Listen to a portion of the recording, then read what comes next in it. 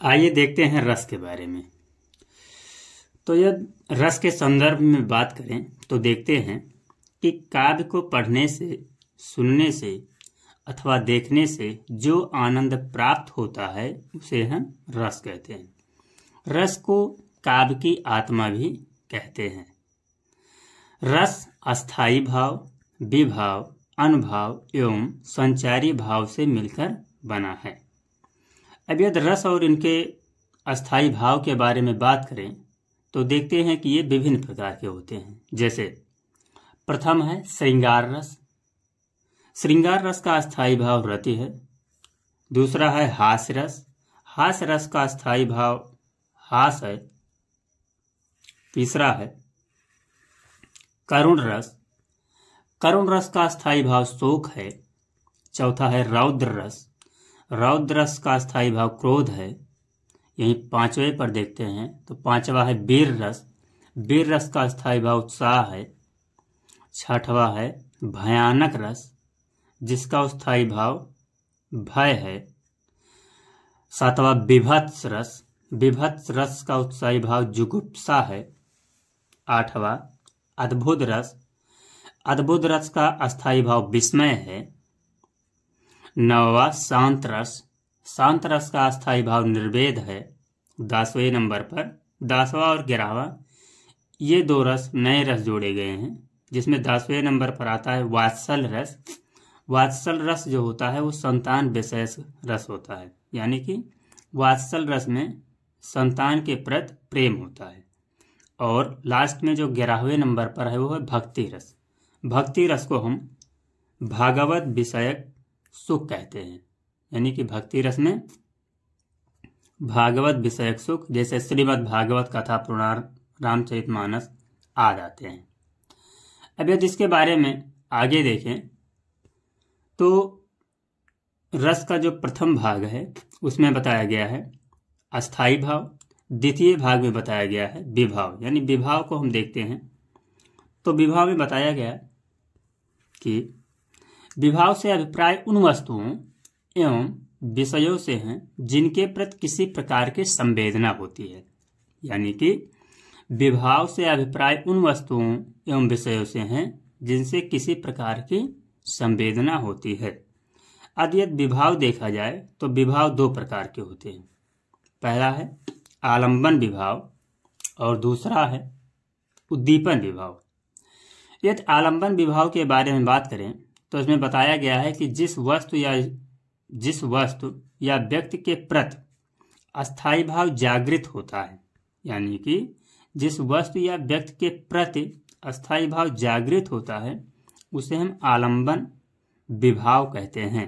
जैसे एक एग्जाम्पल के थ्रू देखा जाए तो आलंबन विभाव में बताया गया है कि राधा को देखकर कृष्ण के मन में प्रेम का उदय होना, यहाँ पर आलंबन विभाव है। अब दूसरा देखते हैं उद्दीपन विभाव। तो उद्दीपन विभाव में बताया गया है कि जिन कारणों से आशय के मन में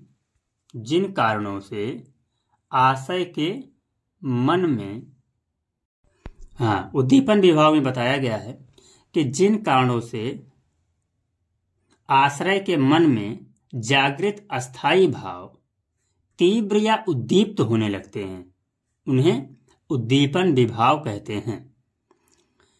यानी कि तीव्र या उद्दीप्त, जिसे हम कहते हैं तेज या धीमे होने लगते हैं, उन्हें उद्दीपन विभाव कहते हैं। उद्दीपन विभाव मुख्यतः दो प्रकार के होते हैं। एक होता है आलंबन की चेष्टाएं और दूसरा होता है प्राकृतिगत उद्दीपन।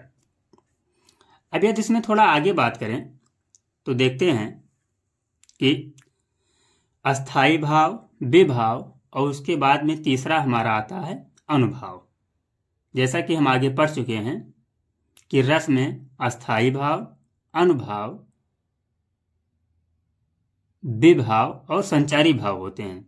तो उसी का नेक्स्ट पोर्शन है अनुभाव। अनुभाव में बताया गया है कि जहां विषय की बाहरी चेष्टाओं को उद्दीपन कहा जाता है, वहीं आश्रय के शरीर के विकारों को अनुभाव कहते हैं। यानी कि जहां विषय की बाहरी चेष्टाओं को उद्दीपन कहा जाता है, वहीं पर आश्रय के शरीर के बाहरी विकारों को अनुभाव कहते हैं। इनके 4 भेद होते हैं। पहला है वाचिक, दूसरा है कायिक, तीसरा है आहार और चौथा है सात्विक। यानी कि पहले नंबर पर देखते हैं तो वाचिक आता है, दूसरे नंबर पर हमारा कायिक आता है, तीसरे नंबर पर आहार और चौथे पर सात्विक आता है। अब यदि संचारी भाव के बारे में बात करें जो कि लास्ट है, तो संचारी भाव में बताया गया है कि मन के चंचल विकारों को संचारी भाव कहा जाता है। यानी कि चंचल का मतलब होता है कि हमेशा हिलते डुलते रहना, एक जगह पर कभी अस्थायी नहीं रहना। ये आश्रय के मन में उत्पन्न होते रहते हैं। संचारी भाव पानी के बुलबुले की तरह उठता है और शांत रहता है। यानी कि जो संचारी भाव होता है ये पानी की बुलबुले की तरह उठता है और शांत रहता है। इसके विपरीत अस्थायी भाव आदि से अंत तक बना रहता है। जिसे हम ये कह सकते हैं कि संचारी भाव जो है वो आदि से अंत तक यानी शुरू से लेकर के अंत तक बना रहता है। इनकी संख्या 33 मानी गई है। यदि उदाहरण के लिए देखें तो संचारी भाव के उदाहरण के लिए बताया गया है कि उर्वशी के प्रति रति भाव के कारण पुररवा के मन में जो हर्ष, आवेग तथा मोह उत्पन्न होगा वो क्या कहलाएगा? संचारी भाव कहलाएगा। ठीक है। अब इसके आगे हम देखते हैं रस के भेद। तो जैसा कि बताया गया है कि रस के भेद में देखा जाए तो अभी हम आगे पढ़ चुके हैं कि रस को मुख्यतः 9 भागों में डिवाइड किया गया है, जिसमें 2 और जोड़ दिया जाए तो इनके 11 हो जाते हैं। और इसमें सबसे प्रथम है श्रृंगार रस। यदि श्रृंगार रस के बारे में देखें तो श्रृंगार रस का अस्थायी भाव रति है, जो अभी हम आगे पढ़ चुके हैं। और इसमें बताया गया है कि नायक और नायिका का प्रेम पुष्ट होकर श्रृंगार रस कहलाता है। श्रृंगार रस कहलाता है। हाँ, यदि श्रृंगार रस के बारे में आगे देखें तो जैसा कि अभी हमने देखा कि श्रृंगार रस का अस्थायी भाव रति है। और इसमें बताया गया कि नायक और नायिका का प्रेम पुष्ट होकर के क्या कहलाता है? श्रृंगार रस कहलाता है। अब श्रृंगार रस के 2 प्रकार होते हैं। पहला होता है संयोग श्रृंगार और दूसरा होता है वियोग श्रृंगार। यानी कि पहला हमारा है संयोग श्रृंगार और दूसरा है वियोग श्रृंगार। यह संयोग श्रृंगार की बात किया जाए तो जहां पर नायक एवं नायिका यानी कि संयोग श्रृंगार में नायक एवं नायिका के मिलन का वर्णन होता है, उसे हम संयोग श्रृंगार कहते हैं। जैसे इसका एक बेस्ट एग्जाम्पल लिया गया है कि बतरस लालच लाल की मुरली धरी लुकाए, सौह करे भौहन हंसे देन कहें नट जाए। यानी कि इसमें बताया गया है कि यहाँ पर राधा आलंबन एवं कृष्ण आश्रय है। यानी कि राधा की चेष्टाएं, सौगंध खाना, भौहों में हंसना आदि क्या है? एक उद्दीपन विभाव है। अब यदि इसमें आगे देखें तो इसका दूसरा पार्ट है, पहला संयोग श्रृंगार और दूसरा वियोग श्रृंगार। यदि वियोग श्रृंगार की बात करें तो यहां पर बताया गया है कि जहां नायक एवं नायिका के मिलन का अभाव हो उसे हम वियोग श्रृंगार कहते हैं। जैसे मैं रो रो के प्रिय विरह से बावली हो रही हूं, जाके मेरी सब दुख कथा श्याम से सुना दे।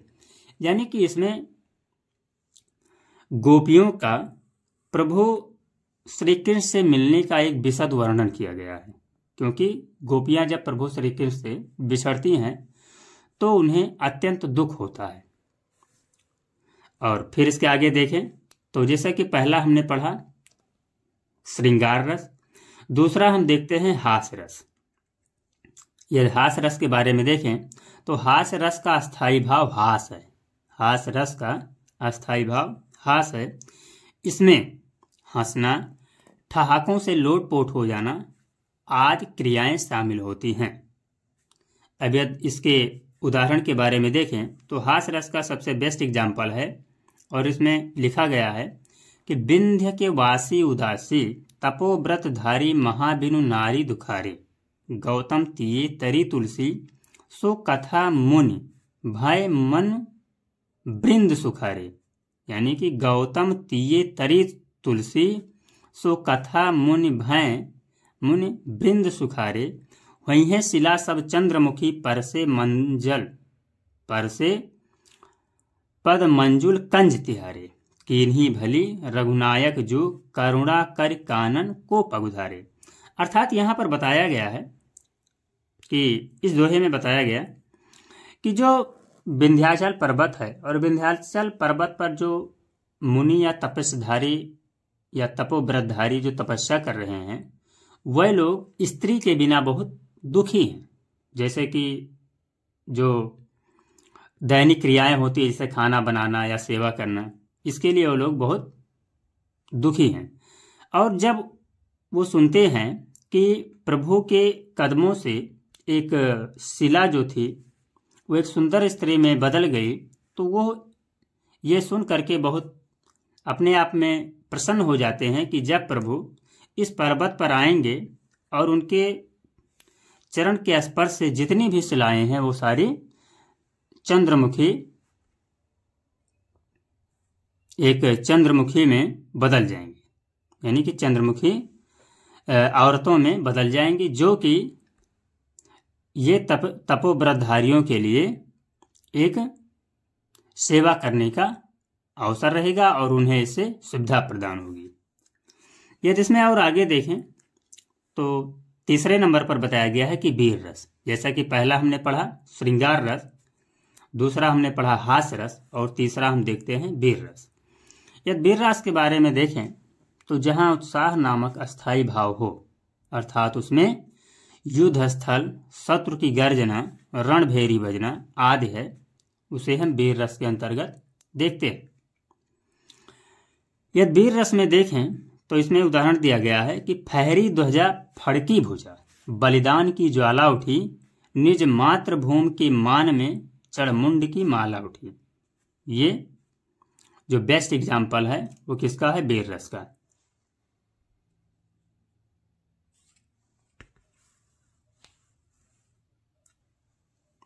अब इसके आगे हम देखते हैं। हाँ, यदि इसी कड़ी में थोड़ा आगे चलते हैं तो हम देखते हैं चौथे नंबर पर हमारा है करुण रस। करुण रस का स्थायी भाव शोक है। जब किसी वस्तु को हानि, यानी कि करुण रस में जब किसी वस्तु की हानि, जिसे नुकसान कहते हैं, या प्रेम पात्र का चिर वियोग से जहां शोक भाव की पुष्टि होती है, उसे हम करुण रस कहते हैं। अब करुण रस में बताया गया कि जैसे शोक विकल सब रोवह रानी, रूप शील बल तेज बखानी, करय बिलाप अनेक प्रकारा, परह भूमि तल 12 यानी कि यहाँ पर बताया गया है कि महाराज दशरथ के मृत्यु के बाद रानियों का बार बार भूमि पर गिरना एवं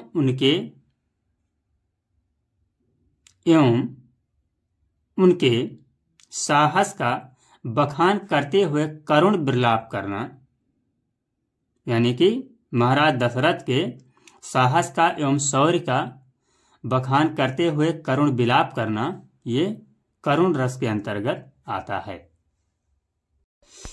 हाँ, अब यदि इसी कड़े में थोड़ा आगे बात करें, यानी कि यदि रस के बारे में थोड़ा और आगे चलें तो यहाँ पर हम देखते हैं कि करुण रस के बाद जो 5वें नंबर पर हमारा आता है वो क्या है? रौद्र रस।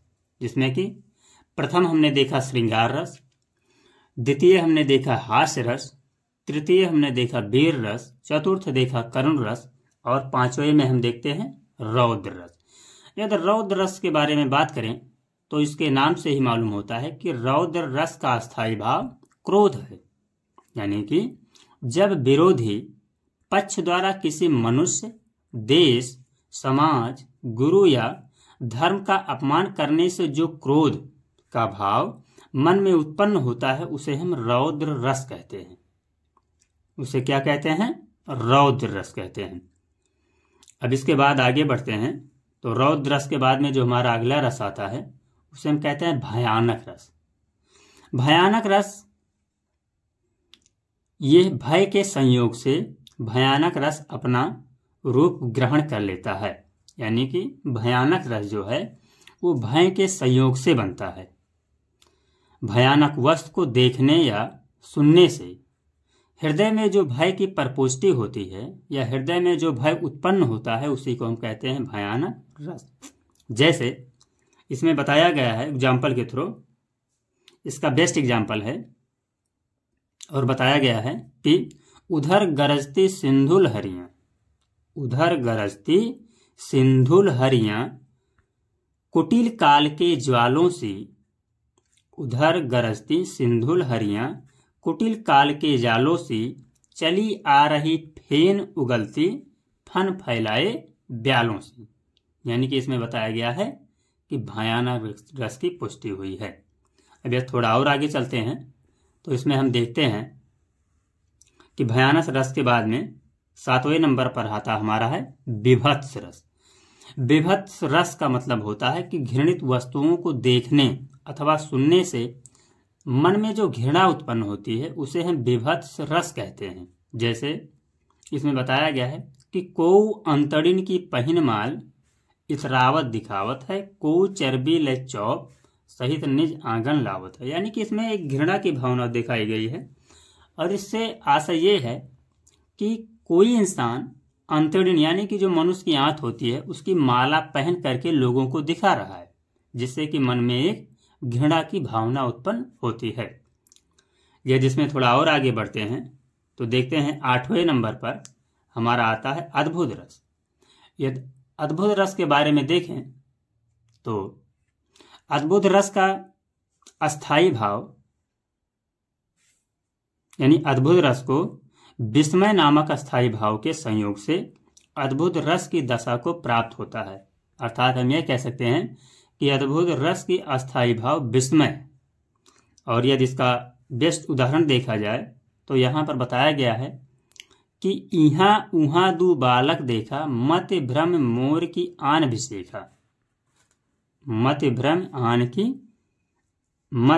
भ्रम मोर की आन भिसेखा, तन पुलकित मुख कंचन, तन पुलकित मुख वचन न आवा, नयन मूंद चरणन सिरनावा। यानी कि अद्भुत में बताया गया कि यहाँ वहाँ दो बालक देखा, मत भ्रम मोर आन की विसेखा, तन पुलकित मुख वचन न आवा, नयन मूंद चरणन सिरनावा।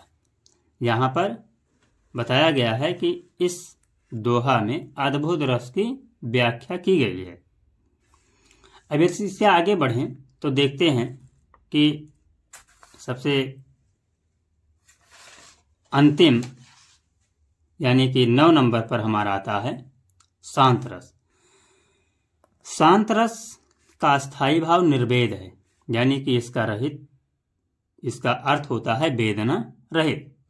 यानी शांत में बताया गया है कि शांत का स्थायी भाव निर्वेद है और इसका अर्थ होता है कि वेदना रहित, यानी कि जिसके अंदर कोई वेदना ना हो। हाँ, अभी जिसमें थोड़ा आगे देखा जाए शांत रस में, तो जैसा कि शांत रस में हमने अभी देखा कि शांत रस का स्थायी भाव निर्वेद है और इसका अर्थ होता है कि वेदना रहित। वहीं पर इसमें देखा जाता है और बताया गया है कि शांत रस में इसमें संसार की नाश्वरता का अनुभव करके ही मनुष्य चित्त में वैराग उत्पन्न होता है।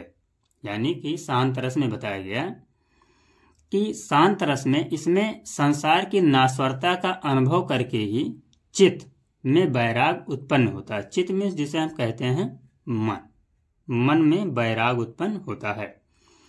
यदि इसके उदाहरण की बात करें तो यहाँ पर लिखा गया है कि जैसे मन पछतई हैं अवसर बीते, दुर्लभ देह पाए हर पद, भज करम वचन अरुही थे। यानी कि यहाँ पर बताया गया है 9 नंबर में हमारा शांत रस। अब 2 रस जैसा कि पहले बताया गया था कि वात्सल रस और भक्ति रस ये दोनों नया जोड़ा गया है। तो इसमें देखते हैं सबसे पहले वात्सल रस, यानी कि 10 नंबर पर देखा जाए तो वात्सल रस आता है।